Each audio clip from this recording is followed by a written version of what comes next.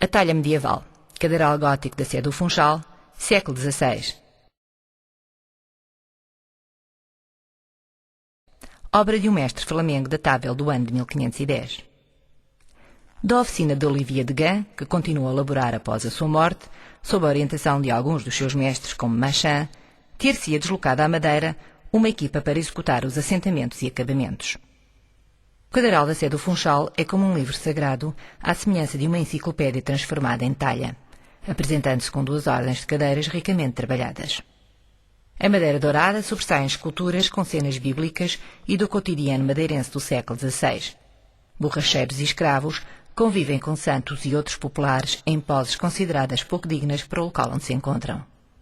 Estas 2 ordens de cadeiras são bem lavradas e de rica marcenaria, destinando-se a mais alta aos capitulares e a inferior aos capelães. A primeira possui sobrecéu e espaldar, e a segunda apenas um friso de talha de feição renascentista. Como sobrecéu, a inferior possui o parapeito da estante dos cônegos. Os espaldares são decorados com nichos cobertos por baldaquinos entalhados que abrigam imagens em baixo relevo de apóstolos e profetas assentes em mísulas igualmente entalhadas. A madeira utilizada é a madeira de carvalho. Nas Ilhas da Madeira e dos Açores não existia este tipo de madeira, só podia chegar de barco. Daí a designação de madeira de bordo.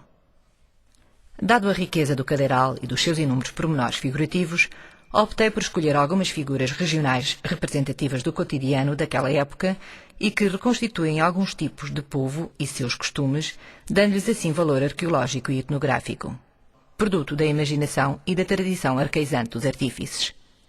De acordo com uma monografia de Manuel Ribeiro, do ano de 1930, os 3 grupos de figurações dividem-se em realista, anedótico e fabuloso. Dando realce à parte realística, começamos por este acrobata, figura da vida real do povo madeirense, e que é vulgarmente reproduzida em manuscritos do século XIV. O bobo é um indivíduo grotesco e hilariante que foi admitido nas cortes da Europa após as cruzadas e que um gosto mais requintado dos costumes aboliu no século XVII. Aqui tudo nos leva a crer que é uma representação da pisa da uva, tanto mais que o trasfego do vinho registra-se logo a seguir na figura onde se vê o borracheiro esvaziando o odre, e sabemos bem o apreço em que é tido o vinho da Madeira. A bota rasa, de capado, ainda hoje está em uso pela gente do campo. A blusa é presa à cintura tal e qual alguns vinheteiros franceses do século XV, revelado em documentos da coleção Gainier. O cavador aqui em evidência registra o uso do ferro da enxada com a forma lanceolada, necessária nos terrenos de constituição calcária. As populações que vivem em regiões com o solo desta constituição geológica usam botas, enquanto aquelas cujo solo é de terra solta usam chinelos ou socos. Por esta razão, a diferença é grande no modo de calçar da gente do norte e do sul de Portugal. Ao vilão, aqui representado, não lhe falta o barrete, ainda em uso em 1821. Este é um homem arriba dos pés, segundo a própria expressão madeirense que em algumas freguesias usam também dizer ir atrás da casa da mãe. Esta figura pode-nos denunciar um galeriano com os pés presos a um poste por meio de correntes. O dromedário, o veado, o cordeiro e a pomba, estes 2 últimos admitem um significado simbolista. Apenas 2 figuras nos retratam a parte fabulosa. Uma delas representa o diabo. O grupo anedótico revela-nos o verdadeiro espírito crítico aplicável aos homens.